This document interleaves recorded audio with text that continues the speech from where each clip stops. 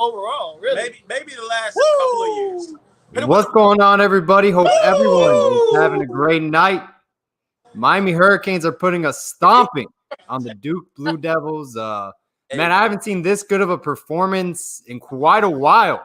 I mean, overall, as a whole team, this is. I mean, even defensively, a lot of people were giving Blake Baker a lot of, criticism in general. Tackling to begin with has been a plague. It seems like we've just done an outstanding, tremendous job. I personally have no complaints whatsoever this game, Brad. I know you got some special guests with you as well that are watching the game with you. Yes, sir. Man, what a great night to be a Miami Hurricane.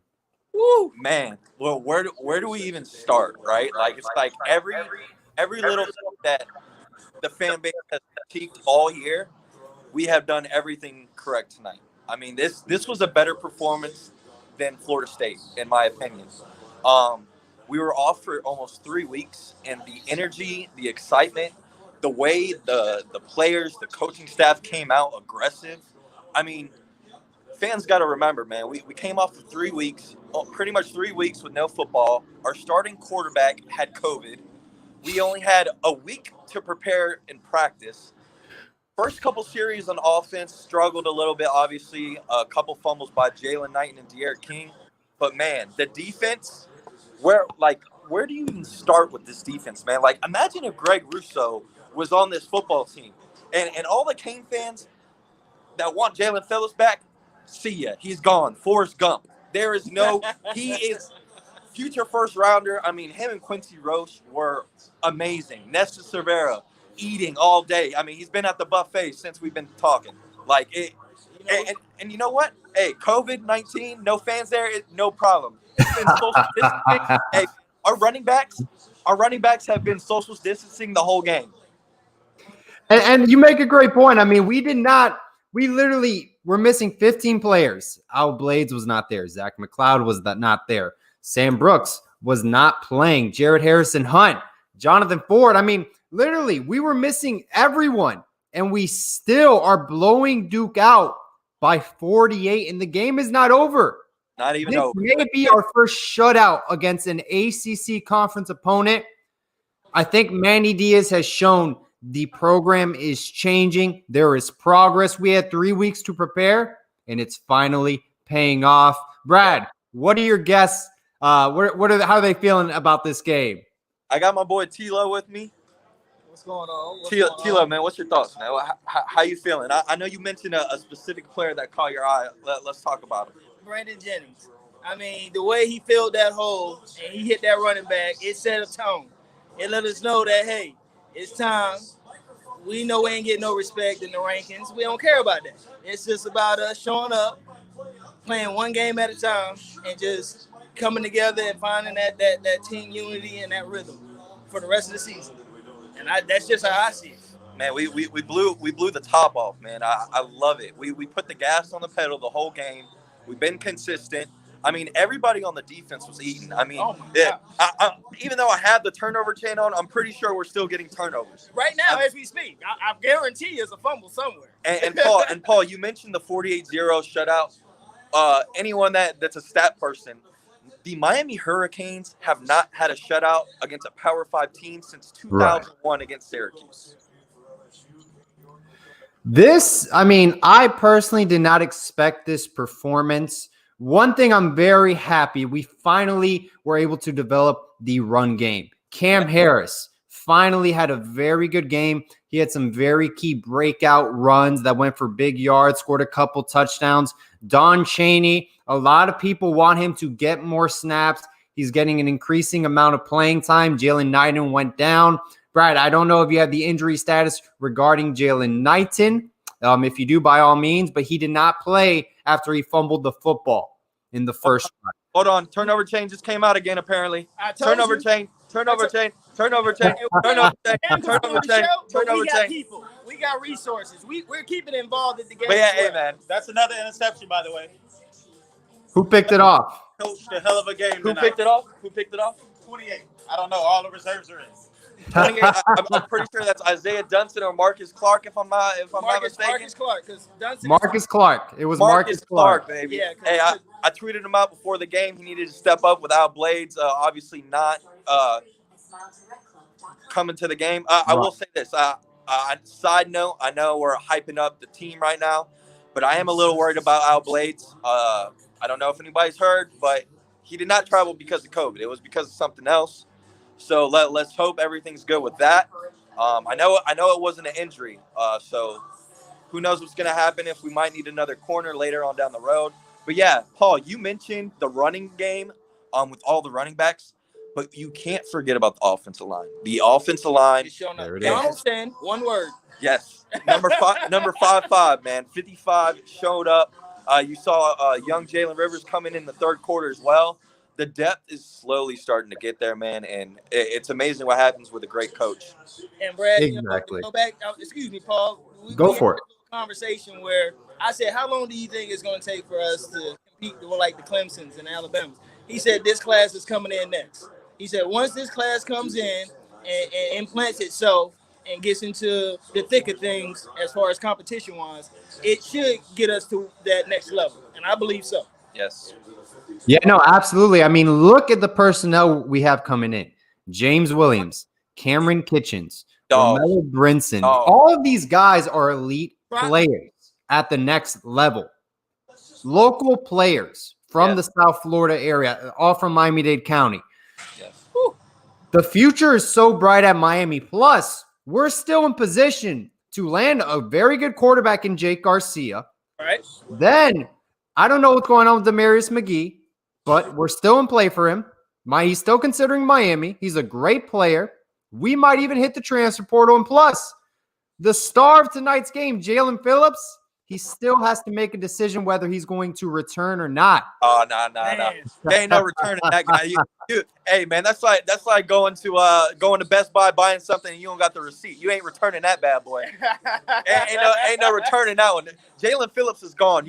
I saw somebody earlier on the timeline, and I got to say, it was probably the best tweet of the night. He said, "My apologies. I thought Jalen Phillips was coming to Miami to make beats and be the DJ for 99 Jams. And he is not doing that, ladies and gentlemen. He's going to the NFL, along with Quincy Roche, along with Greg Russo. We have 3 first-round defensive ends. And you know what? That ain't telling you enough. I don't know what to tell you.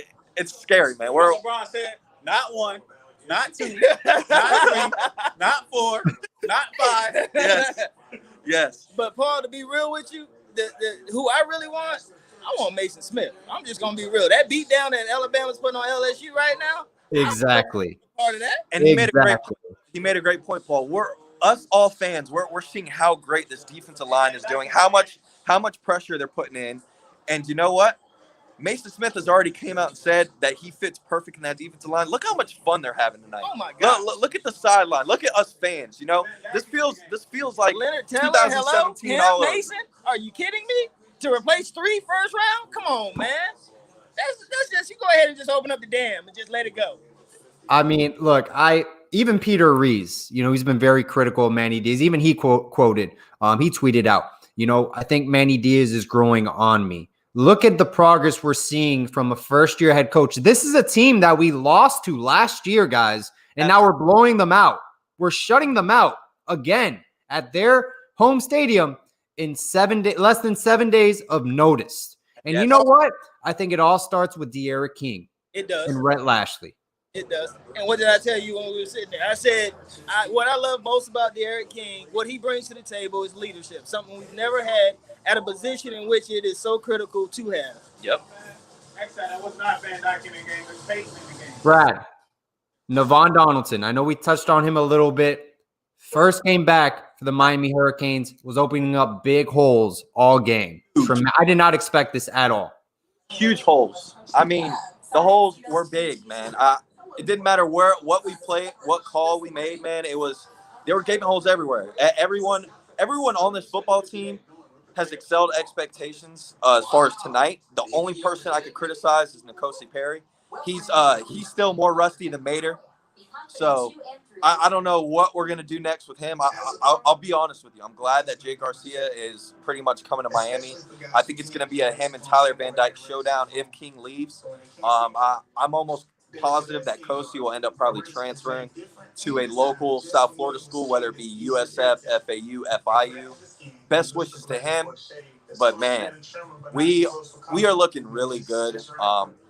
There's nothing you can complain about, right? Kane fans have wanted this all season long.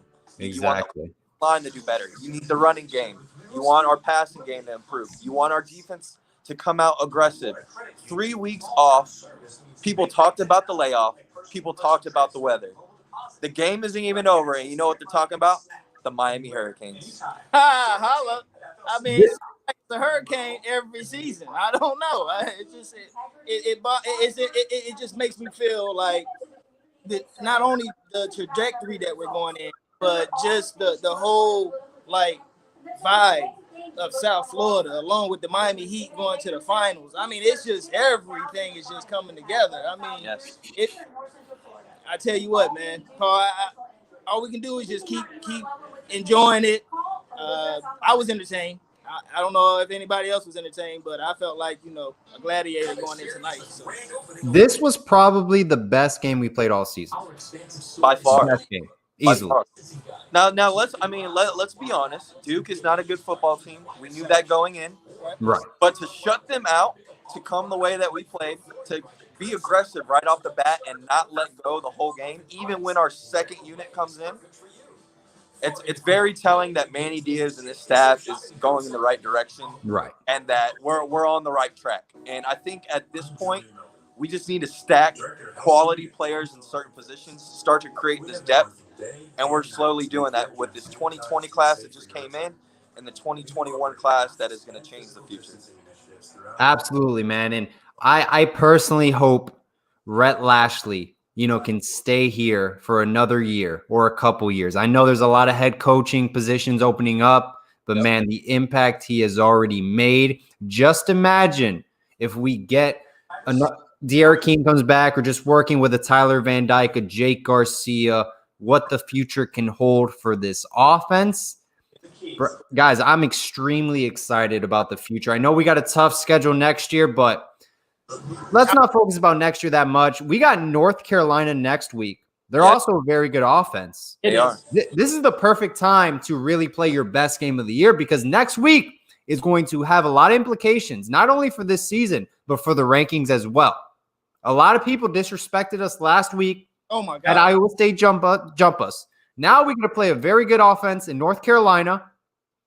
This is going to show kind of the whole national college football world how good is Miami.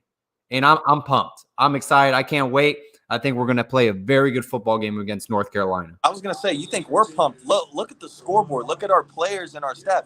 They're going to have so much will and attitude and confidence after this game. I mean, you want the U swagger. You want to get cocky. We're back, man.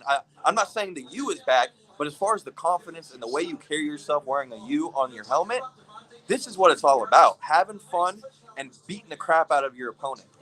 And that's exactly what UM football was made to do.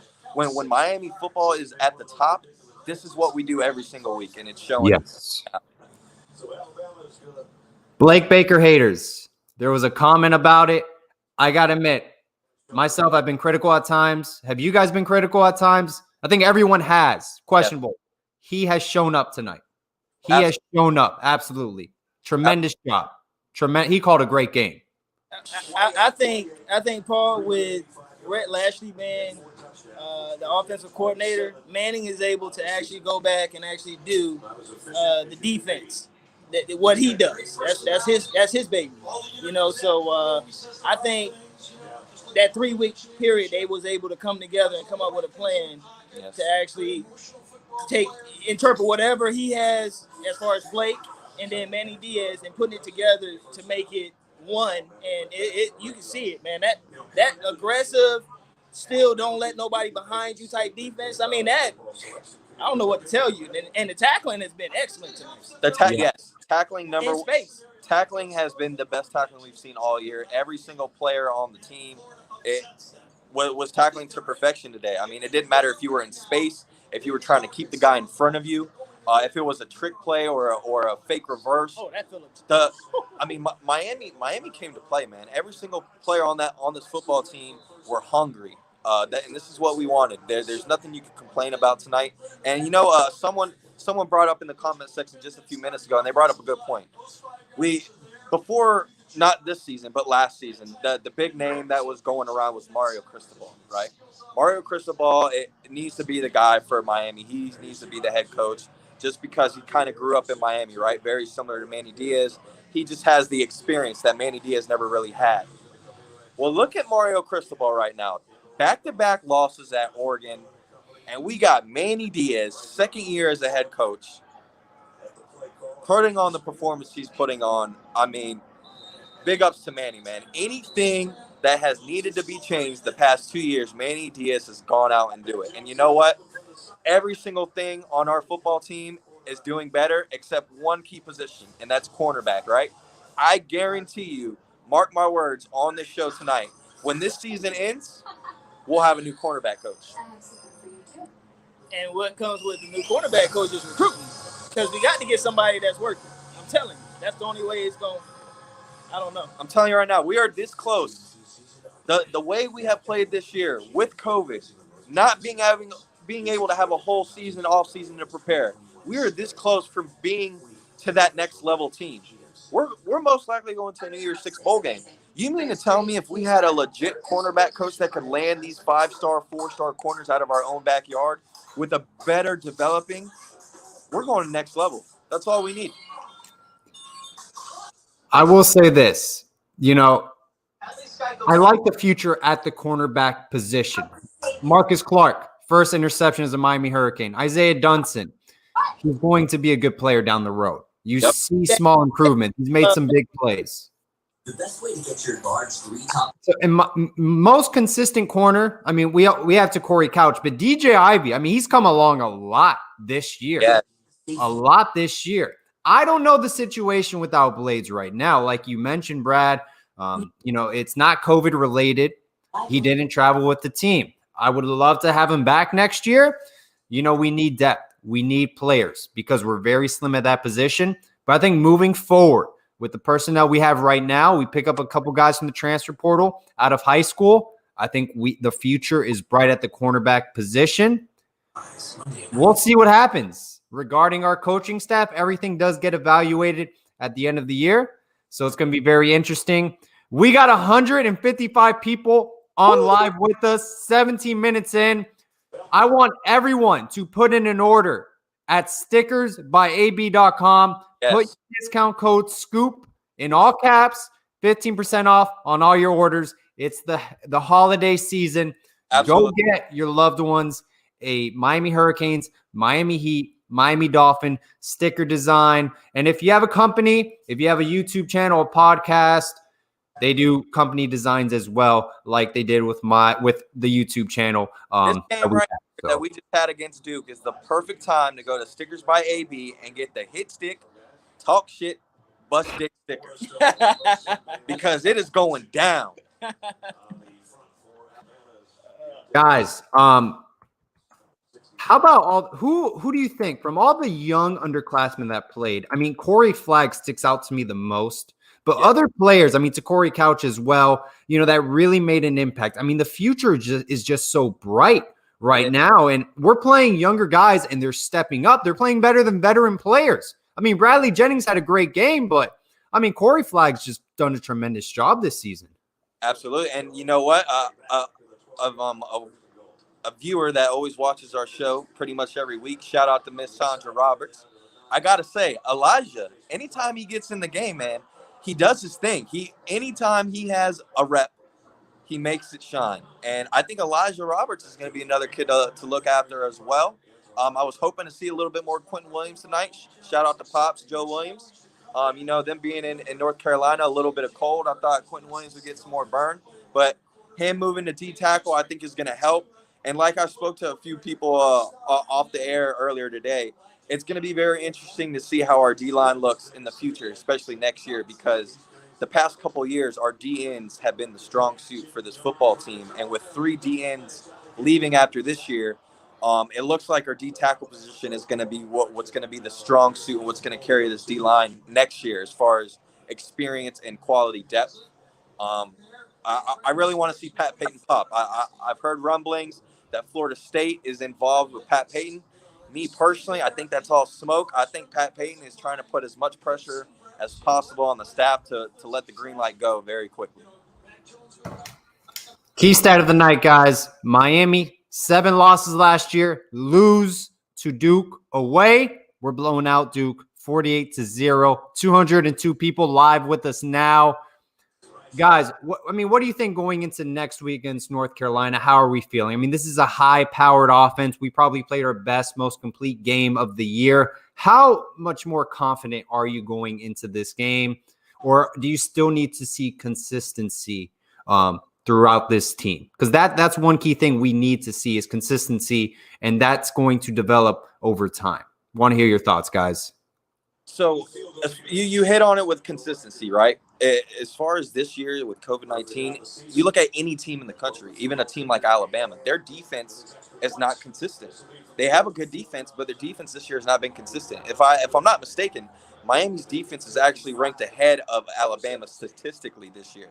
So if you're wanting Miami to be more consistent, I could see that. But at the same time, you have to play devil's advocate. North Carolina is also a team that this whole year has not been consistent as well. Their offense is doing their thing, but their defense is very bad. I would actually put them very comparable to a team like Florida. They're like a broke Florida team. They're very similar, high-powered offense. They can put a lot of points on the board, but their defense is not there at all. As long as you could gash them and you have a dual-threat quarterback and a consistent running game, you got no problem putting up points as well. So I think this game alone, man, it puts a lot of confidence not only in the fan base, but it puts a lot of confidence in the locker room. I'm very interested to see what happens moving forward, man, because I think this team's ready. I think they have something to prove, and tonight it's showing. What about you, T? I just see it. I mean, it does. At the end of the day, it is about consistency, and it is about just taking one game at a time and making sure that you're able to control what you can control. Right. With the games that you play. Going into that North Carolina game, I think it's going to be a good game. It's going to be definitely a good test for us. But I was happy to get Duke now to kind of get the rust off of us going into that week. Coming up with a good game plan. If our defense plays like that, I believe that we're able to get a couple stops and we outlast them. I definitely believe that. And you know what, Paul? But before we end this topic, one key thing I just thought about that I thought was actually interesting. Anytime that the inactive player list comes out 30 minutes before a game, the past few times that we've seen this inactive list, it's very glaring that a certain position group each time is very empty, where we lack the depth. For instance, a couple weeks ago was offensive line, right? We had about 4 or 5 offensive linemen out. We only ended up traveling, I think, 6 guys. The 6th, Donaldson, who pretty much just came to dress out. He didn't even get on the field. What happened with our offensive line that game? We gelled, and it was almost like nothing was ever there, right? A kid like Osmond Troyer, who hasn't played all year, ended up having 80-plus snaps and did his thing. Look at tonight's game. An active list, you look at tonight's inactive list, the big glaring hole was defensive line, specifically defensive tackles, correct? Right. Has the defensive tackle, defensive line position missed a beat tonight? I didn't see it. If it did, it was a hell of a skip. $5 donation from Emmanuel Pierre. Jake Garcia to the U. Gotta love it, man. Thank you so much, Emmanuel. Guys, speaking of recruiting, next week, make sure to hit the like and subscribe button to get a notification. We will be having Austin Barber, potential future Miami Hurricane. We are battling it out for recruiting. Brad spoke about him last show. 6'7" offensive lineman from North Florida. A monster. He's a monster. He's coming on our show. We got Andrew Ivins from 24/7 Sports as well. He's the go-to guy for Miami Hurricanes football recruiting. Has a damn good podcast, Through the Smoke. Jake Don't Garcia take that guy out. decommitted. Pat Payton just decommitted. This is a perfect time to get a guy like Andrew Ivins who has all the nuggets and information. I mean, we're gonna ask him the questions and we're gonna get the answers. Anything that Miami fans want to know, we're gonna ask it. These next couple of weeks, how about that, Paul? These next couple weeks are going to be insane. Like we mentioned previously, 265 with us live, 25 minutes in. Mason Smith, look at the LSU game. It's the changing of the guards, my friend. Leave the state of Louisiana, join the likes of Ed Reed, come to the University of Miami. Yes. You never know. You can win a national title like Ed Reed did at the U. And Hey, straight to the NFL, baby. exactly. This is NFLU, baby. What is Mason Smith gonna do when someone like Vince Wilfork or Warren Sapp FaceTimes him? Hey, listen, I personally think the LSU football program is trending downward with things going on. That's why everybody and their mom is declaring for the draft or decommitting. We just saw another defensive end as well decommit. Something fishy is going on at LSU. We're going to find out more as the weeks and months go by. Guys, do you think this was a statement game for Manny Diaz's coaching career so far? Kind of, that showing, he's changed as a coach. 3 weeks off, shows up, blows out Duke. I haven't, we've mentioned previously, I just haven't seen this good of, this is our first win as a conference against a conference opponent and shut them out. That is a statement itself. I'm trying really hard to really see if this is legit. This was a legit win that Manny Diaz made a statement that he is the future of the University of Miami and a new change, a new culture. The new Miami is actually going to happen. And listen, don't get me wrong. This is like we keep talking about this Duke team. They're not a very good team, right? But at the same time, these are the same type of teams that we played down to their competition. Yeah. Right, exactly. I did not do that. We beat them like we were supposed to beat them. Yep. But in actuality, we've done what we were supposed to do the whole season, which is win. Win, exactly. Right. At the beginning, Exactly. we looked at the schedule. We saw the Clemson game, and we said, other than the Clemson game, we should win out. And what have we done all year? We have won out. It hasn't been pretty. But you know what? COVID, short start before the season, a lot of things aren't pretty. But we could be a lot worse. We could be Florida State right now. We could be Michigan. We could be Minnesota. We're not. State. We're the Miami Hurricanes, and tonight's a great night. I got to love it, guys, man. You play your schedule. And you have to win the games on your schedule. You cannot control who you schedule. That's up to the athletic director. So, we played Clemson. It was a learning lesson midway through the season. Yep. Let's finish strong against North Carolina, and let's see who we play in the bowl game. And I'm very curious. I know, Brad, you've been going at it with other Canes fans per se, other fans in general about playing Florida. That is a huge game, guys. I know you guys are in Gainesville right now, T. What do you think about that Miami versus Florida matchup? If it does take place. I tell you what. It would put them on the same list as the teams that beat us last year. That's what that means to us. That we actually have a capable quarterback at helm going into that game. And I feel very confident in the fact that if we get a stop or two, that their high-powered offense, it stalls at times. And I think that if our offense is able to continue the consistency that it's been doing and run and pass, we have a chance to actually come out of that game with a victory. I'm just, that's Paul, I want Florida bad. I want Florida more than any team for the rest of the season. If we could take North Carolina off the schedule next week and put Florida there, I want them. Because you know what? Kyle Trask, great quarterback. Probably going to win the Heisman.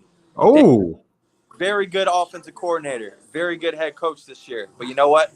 They got no running game, right? Their defense is atrocious. This is the first year in a very long time that we could honestly say that DBU, University of Florida, their cornerbacks compared to Miami's cornerbacks this year, they're not far off. And if I'm not mistaken, overall secondary, you combine the corners and the safeties on both football teams, Miami's better. D-line, Miami's better. Running game, Miami's better. It's going to be a dogfight. Am I saying that Miami's going to smash them? No, absolutely not. It's a rivalry game. It's never going to be like that. But to be a Miami Hurricane fan, to bleed the orange and green, and to say that you're scared to play the University of Florida Gators. Gators. Look how loud I'm saying this. I'm in Gainesville at a local Gainesville ale house, and I'm screaming it. You know why? Because my Florida fans are scared of Miami. Always will be. They're just like Notre Dame. They don't want it. Gotta love it, man. Guys are straight from Gainesville talking down to the Florida Gators. I mean, we do have a couple more national titles than them. 290 people on with us now, 29 minutes in. Gotta love it, man. Gotta love the passion.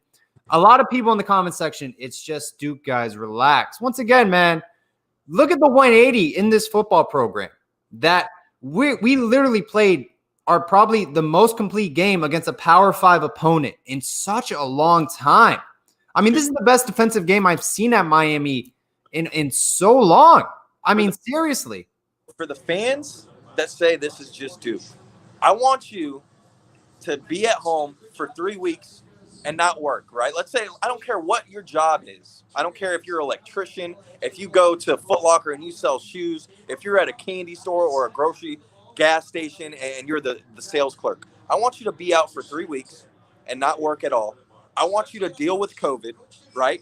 And I want you to come back to work the following day and tell me you're not going to be the same worker. You're not. Same thing with these players. These kids are not only football players, but they're students. You got to also mix in exams, classes that they're having to deal with, 3-week layover, COVID situation. Just started practicing on Monday. They have literally practiced for only 4 days because you got to put that 1 day of travel time. And look how they came out and played. If this was any other team and we would have won by 3 points, this same Duke team, Miami fans would still be complaining, oh, we only beat Duke by 3. The fact that we shut them out, we haven't shut out a team since 2001, and we still got Cane fans complaining, tells me that fans will never be happy. And you can't be like that. You gotta be realistic. I don't know nobody that's not gonna be happy at 8-1. That's just my opinion. You play the schedule that you're given. And Miami has won. Only lost 1 game. And they beaten every opponent. Some games were not pretty. Some games were really ugly. But they won every game. And they blew out Duke tonight. Great job. Brad, T, Yeah. what do you guys think? De'Ara King's performance tonight, very good. Very good. He managed the game perfectly. It was perfect. At the beginning of the game, he fumbled a snap, missed a couple throws down the field. But, hey, it's rust. De'Ara King, we all know De'Ara King had COVID. Also came off for 3 weeks, you know. So anybody out there that actually experienced COVID, you know how tough it is to deal with. So imagine a quarterback like himself going out there and putting on the performance he did. And let's give it up for him as well. The progression he's made throughout the year, specifically holding the ball on running plays. We have time and time again at the beginning of the season that a running game wasn't quite hitting on all cylinders. And a lot of it wasn't on Rhett Lashley with the play calls. It was on De'Ara King at times because he should have kept the ball on necessary plays. Tonight, you're seeing a progression. Each game, he is slowly getting used to that. And, I mean, once we play North Carolina and an aggressive defense like Florida, man, Florida hasn't played a dual threat quarterback all year except for Texas A&M. And look what happened. They lost. De'Ara King, is he coming back next year? Or will this be his last season at the University of Miami? What do you guys think? I think De'Ara King's a very smart kid. I think he has a lot of good people around him, specifically his family. From everything I know, I've hung out with his grandma. I've hung out with his brother at football games this year. And they are the type of family where they don't let stuff get into De'Ara King's ear. And I think De'Ara King's very smart. He knows that he wants to be a quarterback. He's the type of person that he likes proving people wrong. He wants to prove it to himself. He wants to prove it to his pops, rest in peace, that he can be a quarterback in the NFL. People have made very good points. If Jalen Hurts can take quarterback snaps in the NFL, why can't De'Ara King? Because in my opinion, De'Ara King's a better quarterback than Jalen Hurts in college football. And if Jalen Hurts can do it, De'Ara King can do it. So I personally think if De'Ara King does not get graded as a first or second round pick as a quarterback, he will stay. I definitely agree, Paul. I just he doesn't really have that, that game per se. He had an opportunity against Clemson this year. He's seen how that happened. That marquee game at Alabama, and if we were to come out with a victory in that type of game, that would put him on that draft board, and it would make a difference. That's the type of game that he really needs. That I think will put him over the top because we all know we see it. Absolutely. The eye candy. I mean, it's there. He has all the features that you need as far as a Power Five quarterback. He, I mean, we didn't go. He didn't get that spring. He didn't get the summer. I mean, he's just doing fall and making our team that much better. Get him a whole year with Rhett Lashley. Yes. Oh my gosh, with Romeo coming in. Come on, man. Jacoby. I mean, Rashard Smith. Oh, are you kidding me? I mean, we talking about. Hey, this can elevate quick. Is what I'm saying. If he was to come back. And my opinion is I think he does. Guys, after such a big blowout win against a conference opponent, something Miami's been missing this whole year, where do you think we'll be ranked next week? I think we might move up 9 or 8. I don't know. Call me crazy. Some people think we may stay the same. What do you guys think? So if, as a fan, I want us 8. I think tonight we proved that we jumped Georgia and we're better than Iowa State. As a fan, I think we should be 8. But realistically, the way people deceive the Miami Hurricanes, I think we still got to prove more to people. So I wouldn't be surprised if we're still 9 or 10. Either way, I don't really think it matters. I think at the end of the day, you keep winning. And all the – yes, sir. It's all about the you. You already know it. Look, we got more. Love that. Love that. Hey, y'all throw up to you. We got 250 Kane fans watching right now. 280. Love it, baby. 280. All right, Brad. Love that. Yay. We're back. All right, we're back. 281 with us live, man. So you think we're going to be at 8? I want us to be at 8. I don't think we're going to be at 8. This is just as a fan talking, but realistically, I could probably see 10 or 9 still. I would like to see Coastal Carolina. Honestly, I think Coastal Carolina is a good team. You know I delivered to your house, right? Yeah. Yeah, I'm going to give y'all shit. Okay. Good seeing you, bro. Your car ain't moved in how long? As far as I think that 8 will be good with me. Just seeing what we did tonight and showing what our potential is. If we were to keep this type of effort in a game against a better team, and it's not even about the shutout. That's just the cherry on top. But just to be able to put a team away handedly, it definitely shows, I guess, the CFP something. But I mean, it's biased, so I don't really get into that too much, Paul. Paul, what are we down to maybe get a viewer on the show? Kind of pick their brain. Let me get someone on real quick. I would love to hear. I got someone on real quick. I'll hit him up. Okay, so Tyler Van Dyke was at the game. Did he have COVID or not? What was going on there? Do you guys think he? Because I would have loved to see him play. So here's the thing: if he did have COVID, it had to come at the last test the night before. And if he did have COVID the night before, I believe you can't be on the sideline, Gotcha. which could be the case because from what someone showed me as far as Instagram picture, it looked like he wasn't on the sideline. He was kind of like right in the stands. So that could be the case. It could be he was fine leading up until 24 hours before kickoff, that last COVID test, and probably tested positive, or just precautionary reasons. Obviously, you don't even have to test positive for COVID to kind of sit out now. So it could be one or the other. But yes, this would have been a great game to see Tyler Van Dyke because me personally, we touched on it a little earlier. Kosi Perry is rusty, man. He still is rusty. I don't believe that Kosi Perry at quarterback against Alabama next year would get the job done. Ooh. So I think Tyler Van Dyke, Jake Garcia, Garrett King, those will be your 3 quarterbacks going into next year. And shout out to Miss Shonda Roberts. We see you with the U's. And a special shout out to your son, Elijah, doing his thing. Keep up the great work. Miss Shonda.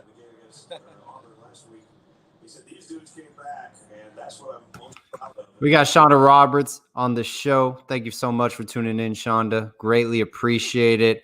Did Elijah? Did he get a lot of playing time tonight, Brad? He got some reps in. He got a couple plays.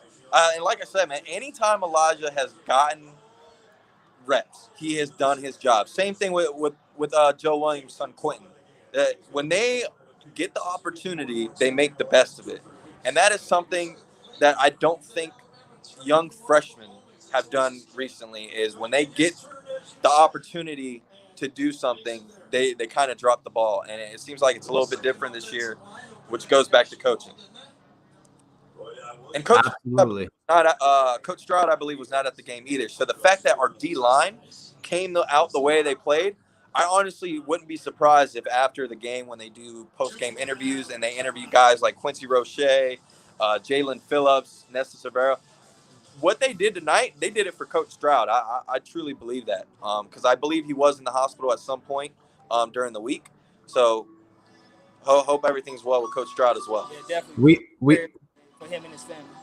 Yeah, no, Coach Stroud, I mean, he's done a tremendous job, with this defensive line. Look at the development with Jared Harrison Hunt. Look at young guys like Quentin Williams, Elijah Roberts, for example, Jalen Phillips, Quincy Roche. Look at this development, guys. The future is very bright. Recruiting. I'm excited. This game gave me a lot of confidence on the football moving forward in this season. It truly did. Mighty U Empire. I do not know if Jalen Knight is okay, but Duke is not okay. They need Christian Laettner. They need JJ Redick. They need Grant Hill out there. They need them all out there tonight. Oh, man. Is Manny Diaz, do you guys think he deserves Coach of the Year? My opinion, if he wins the bowl game against a marquee opponent, a Texas A&M or a Florida, I think there is a case for him. I think the coach of Indiana as well deserves a lot of credit. I don't think he'll get Coach of the Year, though. That's just my opinion, but I think he has a case building. I'll give you 2 names, and one of them's going to hurt because I'm in town. Dan Mullen's going to be up there. Of course, absolutely. And the other one is probably the head coach at Coastal Carolina. You can't knock what Coastal Carolina has done this year. They've been the Cinderella team, and they put it on the show all year.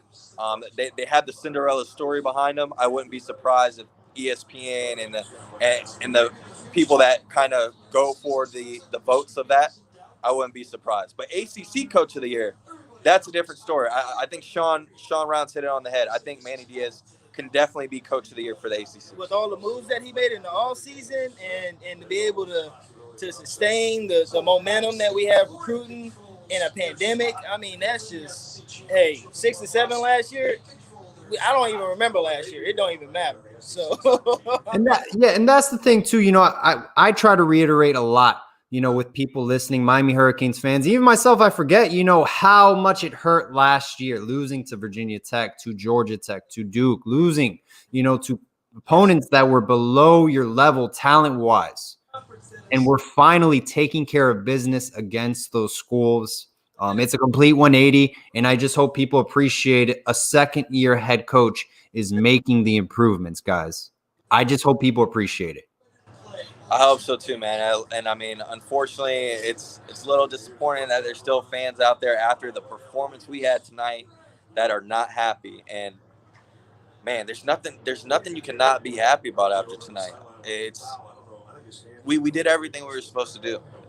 I'm going to bring on someone right now, another guest we have. He covers college football. He's very informative, and he's going to bring his outside perspective on Miami Hurricanes football from an outside perspective.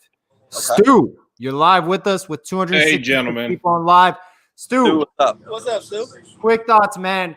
You're a big college football fan. You follow Michigan State. You have your own podcast, the StuCast. Go check them out. What are your thoughts of this Miami Hurricanes football team from an outside perspective?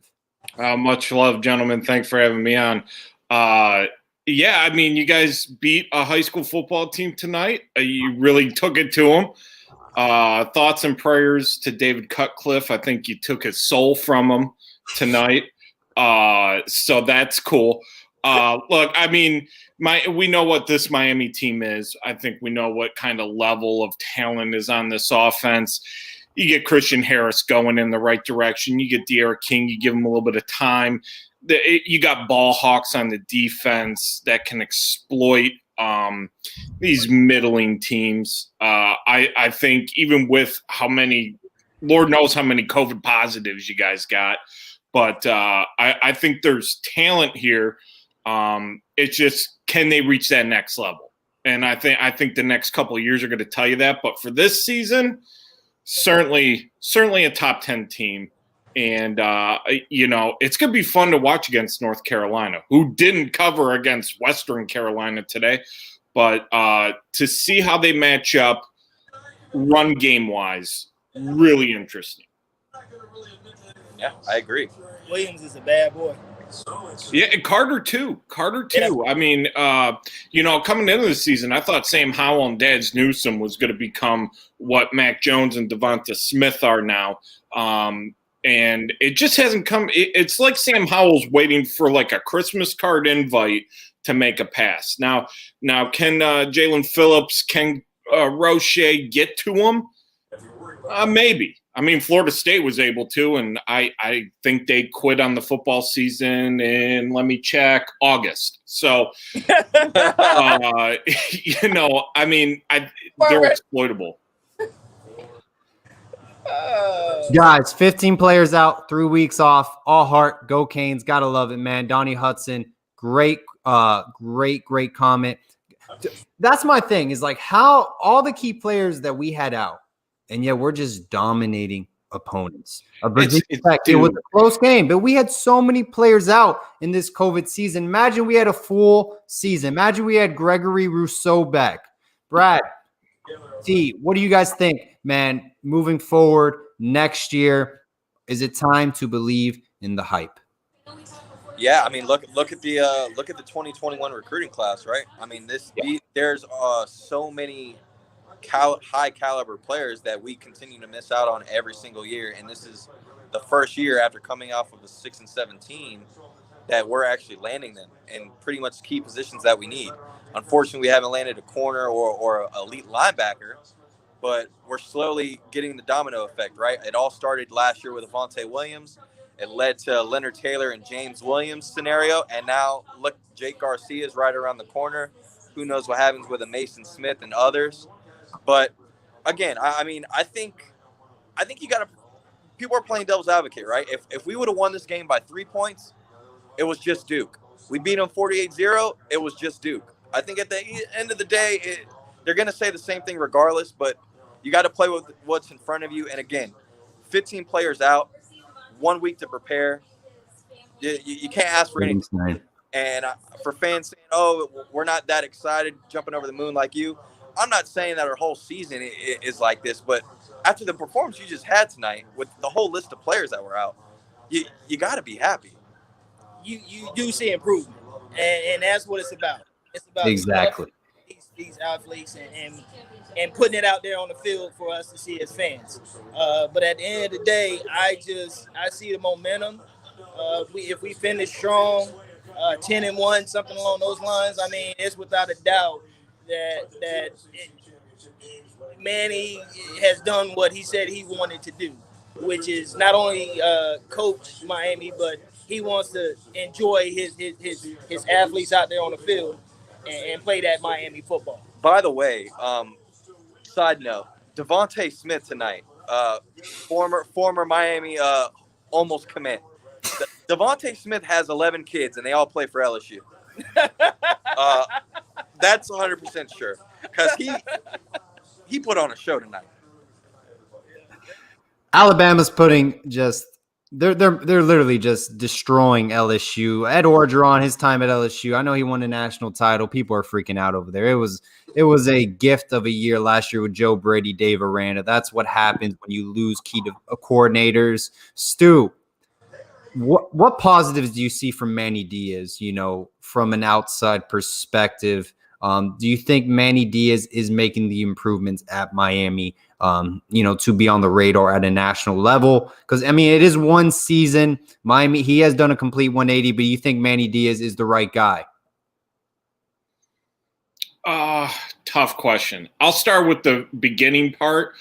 I think he's brought an energy to the program. He's not 62 years old, and they're not leaning on, well, this guy did it in the NFL. They're not leaning on ancillary things. I think they took a shot. He's revitalized the program. Everybody copies the turnover chain now. Sledgehammers, literally money. It's one of these things where I think, like me and you were talking, his problem going forward doesn't change. Alabama, still there. Georgia, LSU, Florida. As much as we hate those hillbillies up north, like literally Dan Mullins is, let's not forget what he did at Mississippi State. And Mississippi State is actually they actually produce talent. They get talent. What he's going to be able to do at Florida going forward, probably only going up. So you have a lot of competition. How well can you recruit Miami-Dade? How can you keep the kids in the county? Because you look at what the problem is Texas, there's a comparable. They can't keep kids in the state. Quinn McCune, he's going to Ohio State. They got that wide receiver, number 1 in the country. He's going to Ohio State. Look at Southern California. Clay Helton, no shot at keeping the kid in Southern California. And then you get all these other pot shots from your Michigans, your Ohio States, big-time schools from outside the South that come in and try to poach. And it's one of these things. He's got to just stay home, recruit his kids, get the Miami kids to buy in. I think it's happening a little bit. I'm a little trepidatious on this transfer quarterback thing, that we're just going to find the transfer quarterback every single year. I know Mackenzie Milton is a name being floated out there. I like Jake Garcia. I think if you guys can pull him in, it'd be good to recruit a quarterback that can start and play. That would be a good thing. But, it's up in the air. It's 50-50. And the ACC is up for grabs. Realistically, the only teams they got to worry about are North Carolina and Clemson. I don't see any other program really doing anything of note. And to your point, Stu, it's the same thing for Florida, right? Like, people try to hype the whole SEC, but the SEC is very top heavy, very similar to the ACC, like you just said. There's 2 or 3 teams every year that you have to compete with, and everybody else are slouches. With Florida, it's get through Georgia. You get through Georgia, you got Alabama. It's just 2 teams. Obviously, last year you had the lucky egg with LSU, catch lightning in the bottle, and all it takes is 1 year, right? LSU proved it last year. All it takes is 1 year. I think the response to that, though, is that on a regular basis, LSU, Georgia, you can include Florida, Bama, Auburn. These are schools that are going to be in the top 10, top 15. And states like Alabama, as much as folks don't like to admit it, phenomenal recruiting. Clemson has been very busy in Alabama getting kids. The Carolinas, Georgia, there's a lot of talent going around, but you got to remember, they got 25 kids to fill, 25 spots every year. And they're going to go out and try and get the best kids possible. And a lot of those reside in Miami-Dade too. Well, if you look at certain schools, though, Stu, I will say, being so particular into recruiting every year, that is one knock on Miami, unfortunately, where if you look at our recruiting class every single year, we actually have not been able to even get a full 25 in every single year, where you look at teams like Florida, Alabama, Georgia, they're not only getting their 25, they're getting their 27, 28 guys. Well, they hold tryouts. Let's call a spade a spade. They hold tryouts. There's a lot of those kids that don't make the team. well, can Miami get some tryouts? Because the last couple of years, I'm seeing 19 commits, 18 commits, 23 commits. It seems like we can never get to that full 25. And I mean, this is a perfect year where if we could get to 25, 27 kids, we don't need to worry about 3 or 4 spots. Now we got 6 to 7 spots to play with. I think part of that too, Miami's coloring inside the box now. They're shading within the lines, and I think when you get into SEC football, it is dirty. When you start playing in the mud with the history that Miami has tied to it, it gets tricky. It's a little tricky. So I think that works against them. But I think as far as what Manny's doing with the 18, 19 kids, hey, if you only got 18, 19 scholarships, it is what it is. I mean, if you have more than that's a different conversation. But you're doing right by the kids. You can look up north and you can take a look at some unscrupulous things that have happened. Jim Harbaugh is well known for, hey, we got that offer to you. Oh, you know what? This kid came available. I know we're a week from signing day. Good luck in the MAC or something. Good luck on future endeavors. And Manny doesn't strike me as that kind of guy. And that's good. That's a selling point for him in the program. Absolutely. Dude, thank you so much for coming on. I got another guest coming on the show. Thank you for taking time out of your night, man. We greatly appreciate it. Yeah, hey, thanks, gentlemen. All right. Congrats on the win. Hey. There. The Stewcast, guys, go check him out. Does an amazing job. I got another Miami Hurricanes football guest coming on. Brad, got 277 people on live with us. They're screaming recruiting. They want to know what is going on. Are recruits buying into this movement that are available right now? Because there's a lot of recruits up for grabs. I mean, I think this is right now where we're headed as a program. This is making a lot of statements towards recruits who are undecided right now. Let's do a little rapid fire. Shoot me a recruit name, and I'll tell you whatever you want. The people want Demarius McGee. Demarius McGee. So, from everything I've heard, unfortunately, he wants to go SEC. Most likely, probably going to be LSU. I think there is one specific corner that the University of Miami has their eyes on the most. If they do land a corner in this class, from everything I've heard, it's going to be McBurrows out of St. Thomas Aquinas, former Michigan commit, obviously local in South Florida. He's very similar to a Tim Burns, Trajan Vandy type, but I'm almost 100% positive if we do land a corner, because I'll go out and say it right now. I'm not even 100% confident we land a corner in this class. I think we'll probably have to go portal that route. But if we do land a corner, it's going to be McBurrows. I see McGee going to LSU. Covington obviously didn't put us in our top 5, which is okay. From a lot of people on the timeline who kind of just put a little bit on Rump. Don't get me wrong, I'm not a Rump lover either, but if you follow recruiting, Covington never really put Miami as a favorite. He wants to stay local in Texas, so we kind of didn't really have a shot with that one. But as far as McGee, I don't see him coming to Miami. Mason Smith. Ryan, my boy Ryan, dirty dog. So Mason Smith, I think we got a shot. I know people close to him, local in Louisiana, want him to go to Miami. I think we have a shot. It's a 3-team battle, in my opinion, between LSU, Georgia, and Miami. This is going to be one of those weird situations, unfortunately, where does the kid want to stay home? Does the kid want to get a bag? Or does the kid want to make the right decision for his future? If you want to make the right decision for your future, I think Miami's the best move. Like he mentioned, we are the best fit for what he does as far as a 3-down lineman. You put him and Leonard Taylor next to each other, there's no way you could double team both of them when you especially got ends on the outside as well. So, I mean, he's going to be freelancing. He could always stay home at LSU, but unfortunately, he's kind of just staying home, and he's not going to be happy as far as the outcome, as far as what the football team's going to do. Or if he wants a brand new Dodge Charger or Challenger, he can move up north to Georgia. So it's a little tricky. right now, I would probably say Mason Smith is about 20% likely to go to Miami.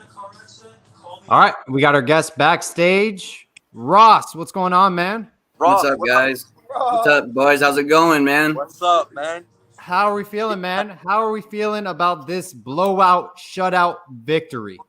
Dude, it feels so good to put in work and do it properly against a team that shouldn't even be on the same field as us half the damn time, guys. I mean, they've given us some problems in the past, dude, and to just kind of push that to the side and just put our, however you want to call it, put our foot on their necks, whatever you want to call it, dude. We gave them business today. Absolutely. So you want to learn to do that thing. Absolutely. Right. Yeah. How are we feeling about Patrick Payton and Terrence Lewis? Pat Payton. So from the last show we just had, man, I'll be honest. I thought Pat Payton was probably going to pop before the game started, or even after. But now Florida State is in the conversation. From what I'm hearing, man, I think Pat Payton is playing the game of, I want to be a Cane. I want to see how much the staff wants me to be a Cane. I think this is 100% on the staff. Pat Payton has already came out and said he wants to be a Cane. I mean, he's showing love to all the Cane fans. He's the perfect fit for this Hurricanes defense. I mean, you pair him with Jabril Ishmael, you got Jalen Phillips and Quincy Roche all over again. The guy's size, his stature, his motor, exactly, motor. You hit it on the head, man. I think he has to be a Hurricane at this point. I think if staff misses on Pat Payton, it's a big miss on the staff. North Fresh, what you think? Dude, you nailed it, man. Perfect fit, bro. I mean, especially for this new age defense we're getting into, longer, leaner, faster, more athletic type guys that we can turn into football players and build physically however we want to mold them to, you know? He fits that. He's got the frame. He's got the athletic ability. Dude, if he's if he's interested in us and we don't do what we need to do to get him, that's a big mistake on our part. I believe so. Absolutely. See, how are we feeling, man? How are we feeling about Terrence Lewis or Patrick Payton? I love Payton, man. I mean, you have no choice but to. I mean, he has the teammates around him to make him better as far as competition. I think he would come here to Miami and just be a young Roche. I mean, he just grow up and with Feely, his weight training. I mean, he you see what he did to Jalen Phillips. I mean, just let the process work itself out. Let him develop. The Pat Payton situation. I'll shoot out a name from from a little earlier before the season started. Different position, but same scenario. Steven Ortiz Jr., a kid who has came out and said he wants to be a Hurricane. He's got family ties to Miami, as far as uncles, dad, family, all love Miami. They're fans of Miami. Came out and literally said, I want to offer from the University of Miami. If I get that offer, I will commit. Pat Payton's very similar situation. That kid wants to be a Hurricane. You offer him, he's coming. Yeah, we can't keep holding up. I mean, let the momentum work for us. Don't go against us. I mean, so I just feel like somebody like him, we take. We lost Savion Collins for somebody like him. I mean, what else did you do that for? Ross, a lot of people in the comments section, they're saying, guys, put the brakes on the pedal. Okay, we beat Duke. We're supposed to beat Duke. Why is this, do you think, in your eyes, such a big win for the program, for the University of Miami, for people in the fans that are, not making it as big as it should be, in my opinion? We finally did what we're supposed to do outside of beating FSU how we were supposed to. I mean, we haven't been getting the respects in the rankings. We've been barely skating by, barely beating mediocre teams. You play who's on the schedule, and in this kind of a game, you beat the heck out of the team that's on the other side of the schedule. I mean, that's just how it is, and we did that, and we did it for 4 quarters. That's where I see this. To me, a lot of this comes down to consistency. Do we even play good four full quarters all the time? We don't. To see it, not only to see it today against Duke, but to see it while we had a large rotation of players, especially a lot of youth coming in, guys making plays like they've been doing it all season and stuff, It was just great to see consistency and to see the run game, especially the power run game, to see that get revived a little bit today.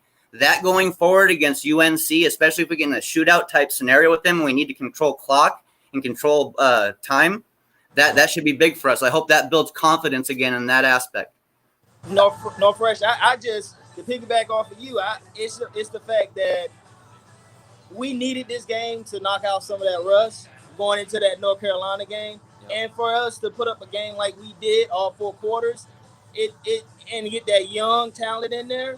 I mean, because we don't know who's going to be available and who's not going to be available. We need everybody hands on deck. This is what this is about. That's why I was talking about unity. The way this leadership that we have on this team is, I mean, we have no reason but to go up from here. And this is what I liked. The Northfresh hit it on the head with consistency, right? One thing that Manny Diaz has preached every single year, whether he's the head coach or the defensive coordinator, is tackling, fundamental tackling. What did we do all 4 quarters today? We tackled as a team. Oh my gosh. It didn't matter who the player was. And to be quite honest, there were times throughout the game, I know I've been drinking at times, but everybody looked the same. It didn't matter what your name was on the back, what number you were. They all looked the same, and that is a good football team. Hey, fellas, did they look a little bit more disciplined this game? Very. Very. And they looked like they were having fun, which is what Miami Hurricanes about. When the Miami Hurricanes are great, you're having fun and you're kicking ass. And what did we do tonight? We kicked some ass. Gotta love it, man. Whew. Ain't seen that. 2001, baby. Syracuse. Yeah, last time, and I think we were part of the Big East back then. It's been 19 years. Time goes by really fast. I was 7 years old at that age, 19 years ago. All right, guys. What I really, really appreciated is the younger players. I'm going to keep reiterating this because you guys, we're going to remember this in a couple years. We're going to remember the Corey Flaggs. We're going to remember the Marcus Clarks, the Isaiah Dunsons. You know why this is different, guys? Because the Pickneys, the Quartermans, the Amari Carters, the McLeods, when they came here, nobody was in front of them. They started from day one. These guys, they're working their way into the lineup to start. To Corey Couch, he earned his time, his playing time, beating out Al Blades. He's made some plays. They had to make plays to earn that spot compared to other players who, by default, were given the starting job from day one because there was literally no one next to them. That is competition. That is competing. That is the change of culture. And speaking of competing competition, I saw someone just drop earlier the comparison between a possible Tyler Van Dyke, Jake Garcia matchup following next season. Competition, man.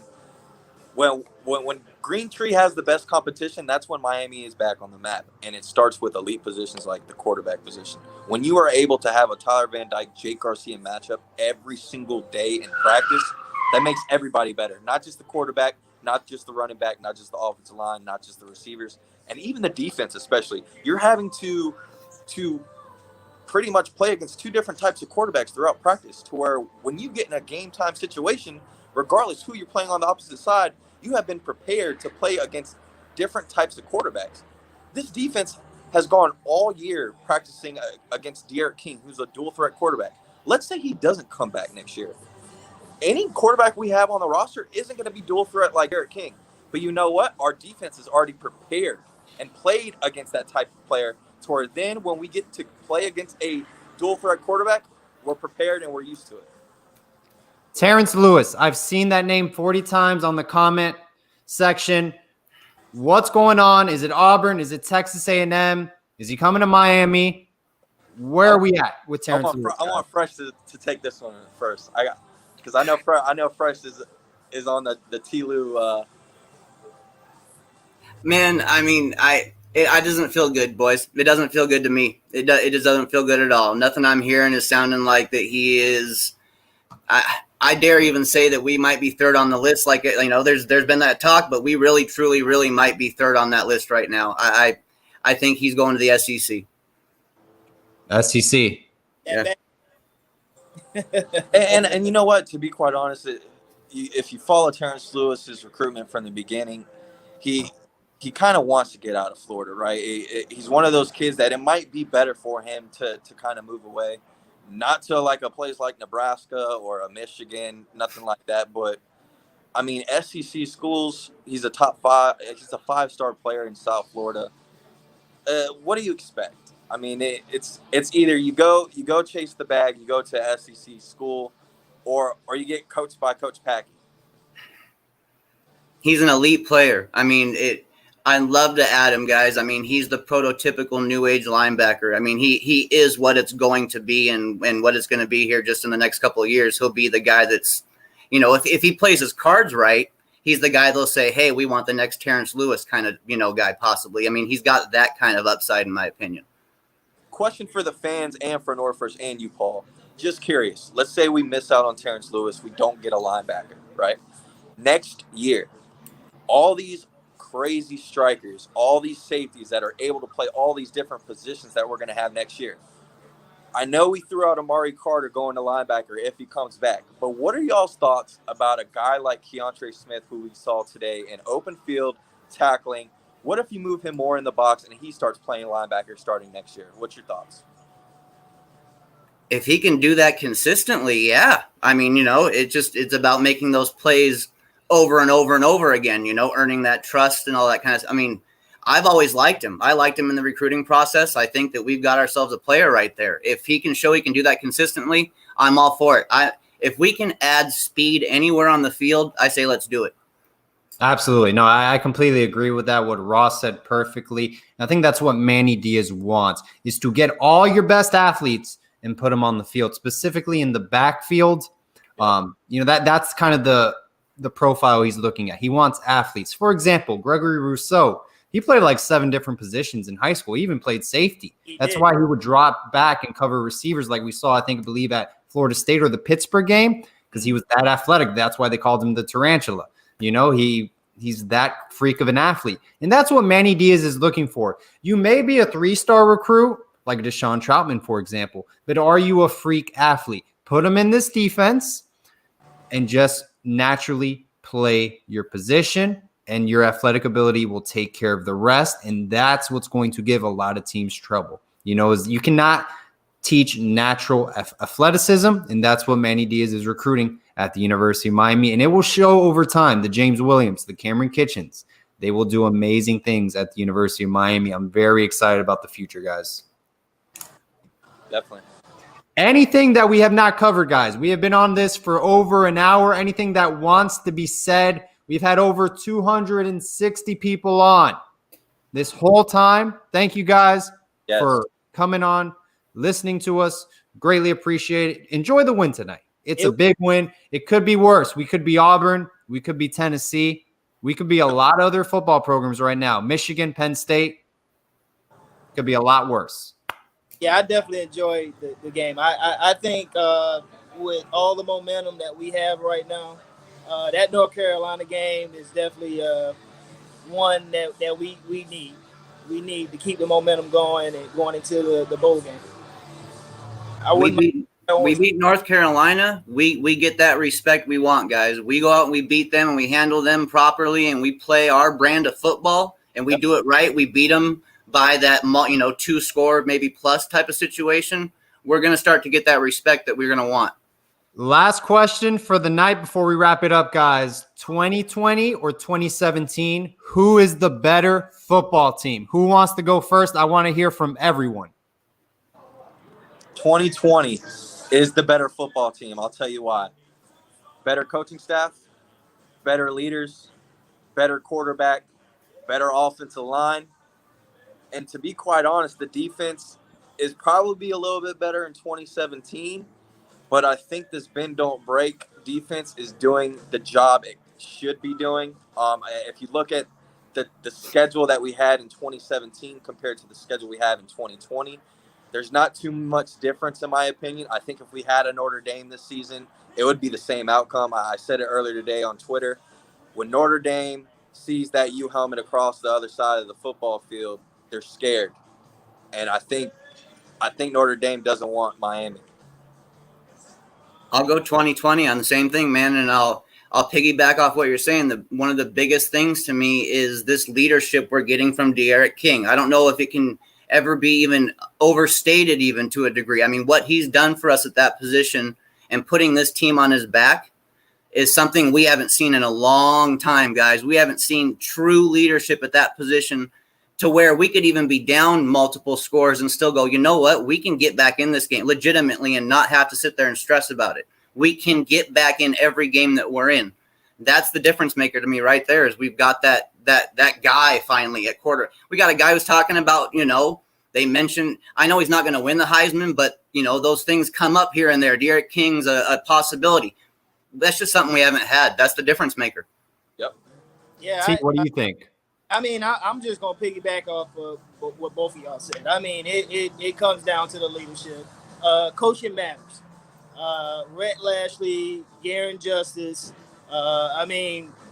Coach Fields. I mean, we can keep going on and on. I mean, just the fact that we have a coaching staff that's not scared to put the right athletes out there on the field, no matter, what range as far as their years are. So, I mean, it goes back to overall, I just think our trajectory is just going in the right direction. And it's just sky's the limit from here. And one last thing to just pick off everyone else, even if Derek King does decide to leave, we keep harping the leadership, right?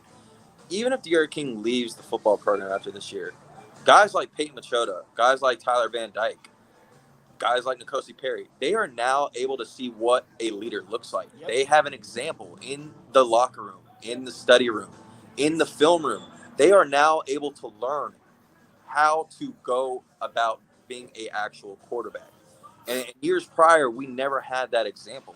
You had a kid in Malik Rozier who was a baseball player. People forget. And if we're all quite honest, that 2017 year, a lot of those wins and a lot of those big plays came with Malik Rozier's legs, being a dual threat quarterback. He was not a great passer. We did not have a great offensive line. But what he did with his running ability made plays in key situations. Now with the dual threat actual quarterback and Derek King that can actually consistently run and pass, things are a lot different. Key stat of the night, guys. 2009 through 2019, Miami has only scored twice 42 points or more. This season, they have scored 3 times 42 points or more. Rhett Lashley effect, my friends. Guys, thank you so much. Brad, as always. We're going to kill it next week. We got Austin Barber coming on, Andrew Ivins. I just hope you guys go to stickersab.com. Go get your stickers. Go hit the like button. Go hit the subscribe button. T, thank you for coming along tonight, man. Greatly appreciate your time. You're fresh as well. Hey, man. Ross, you got Canes After Dark coming on Monday night. Hey, go check us out, guys. And always, all about the U. Go Canes. Turnover chain.